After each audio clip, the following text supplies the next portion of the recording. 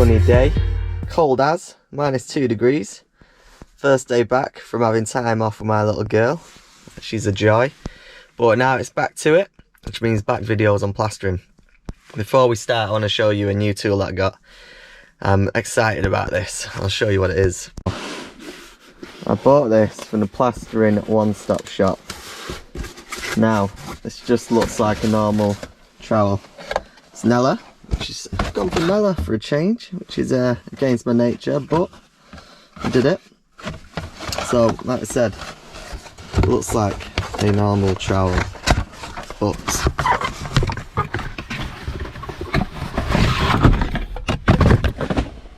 so this is a base trowel. That's what I'm going to use to lay in the plaster on with.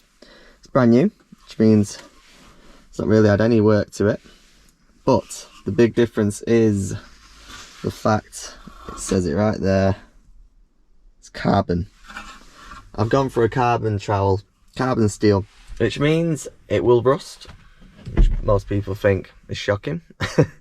It's a harder steel, but in my experience, the best trowel I ever owned was a Marshalltown carbon steel trowel, and it was unbelievable. And I've been tired of trying to break my trowel in for 4 years, so now I've just jumped ship and gone for the old school carbon trowels, and then I'm just going to try and work it back now, try and break it in and just see how the difference is to having a carbon trowel. So today I'm going to break it in, I'm going to start using it. I've got some bonding to do.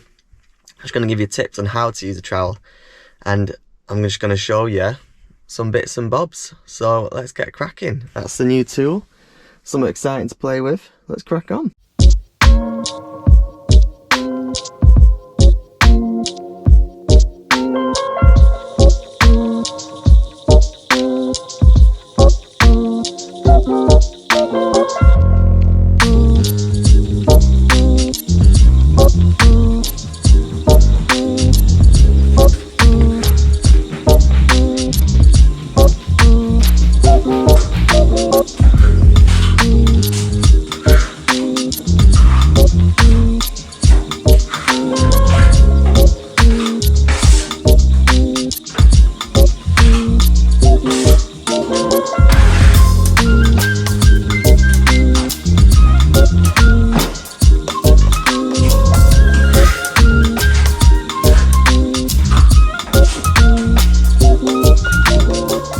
Okay, so as you can see, we use a British Gypsum Bonding here, and what I'm doing is I'm just filling out all the areas where we've had tile adhesive. This was a bathroom and they just couldn't get the adhesive off, so the best plan of action, go over it with some bonding and we'll just basically get it flat again. So the walls were very uneven, a bit dodgy anyway, so I just said, rather than you mess about, I'll just float the walls back to a point and we'll get them dead flat. So very simple process.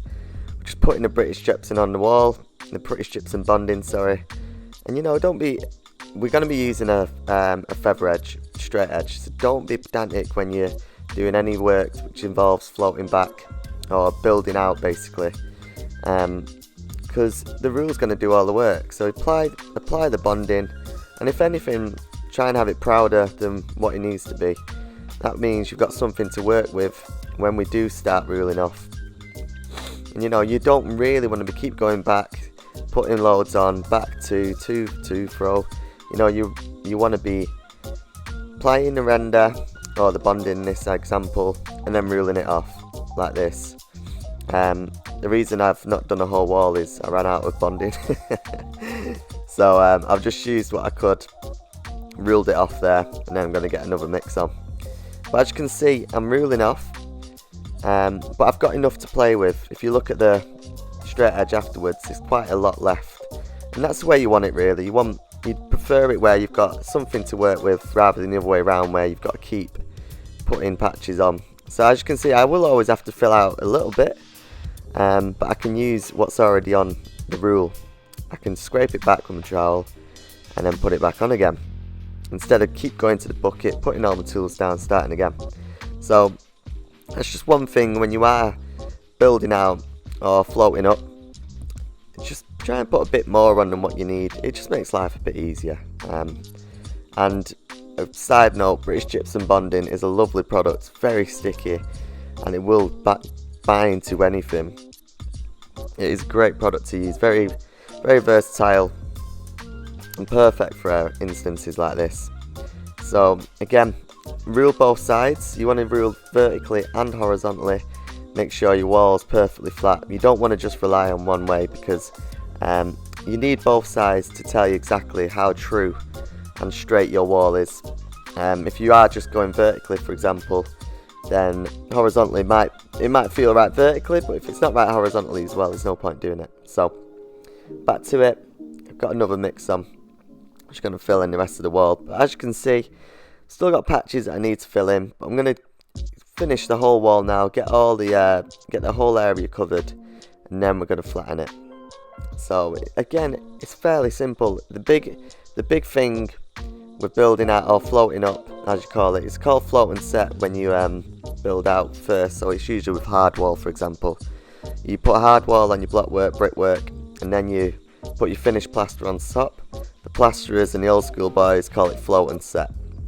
So if you ever hear float and set, that's basically what it is. It's basically doing this and then finishing it. So yeah, this it's just a great way of using it. Bonding is a brilliant product. Used mainly when you've got existing plaster. So when the plaster's already on the wall, that's when you use British Gypsum Bonding.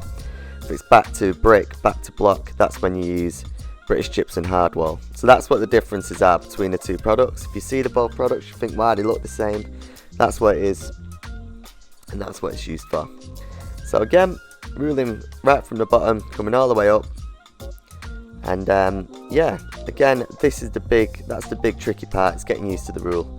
That's the bit that takes the most amount of work, and it takes the most amount of adjustment, is learning how to use your straight edge. It can be tricky sometimes, but it is a valuable skill to learn, because you'll use this forever. Once you know how to use this, you'll use it all the time, and it is well worth getting into. So that's this wall sorted. Oops, sorry, the phone's going off. So that's that wall sorted. Now I'm going to show you a little instance where that's a room bonded out, but if you look at this window, you can see there's a massive gap. So I had two options here. I could dot and dab it, but that would have brought the reveal too far out to the other side, so I've just used bonding. Again, I've got it mixed, and this is another instance where I'll show you how to build out an area. You know, do it old school way, where you didn't have dot and dab, or you didn't have plasterboard. So what I've done is I'll put the bonding on first. Again, I've put it on proud. I've got a lot to play with here, so I'll put it on thicker than what I need, and I'll show you exactly why now.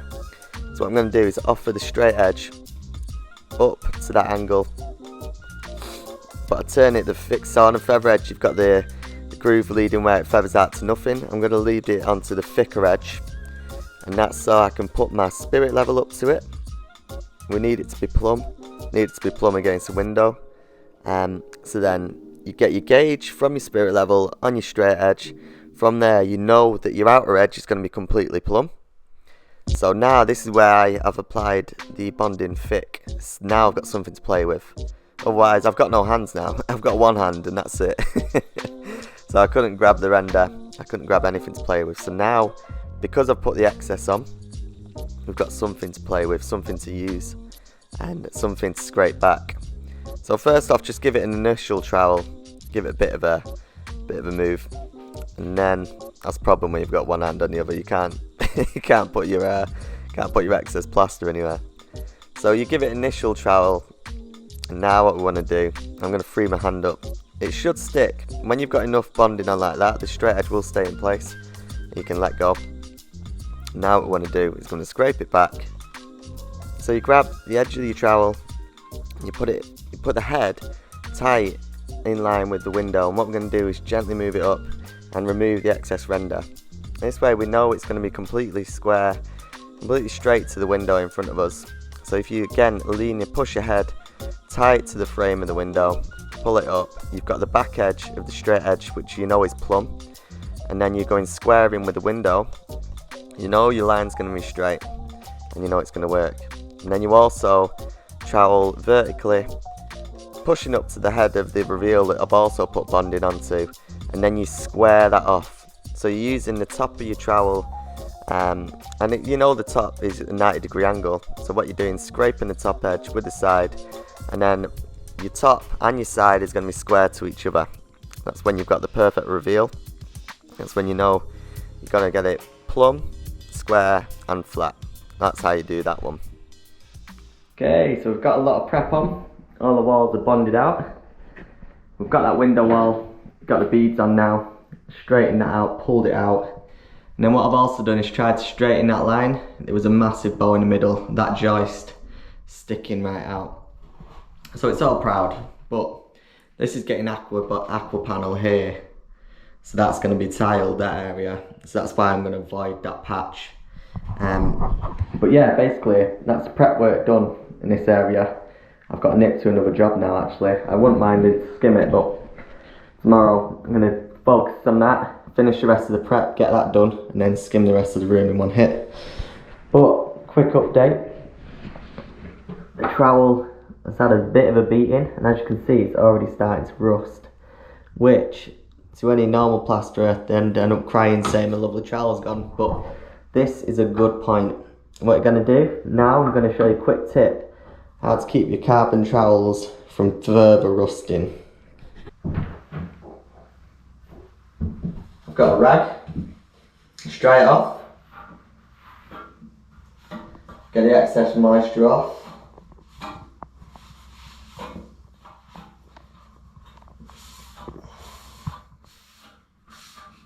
And then WD-40, this is key. Soak your rag, put it on the trowel, and then give it a nice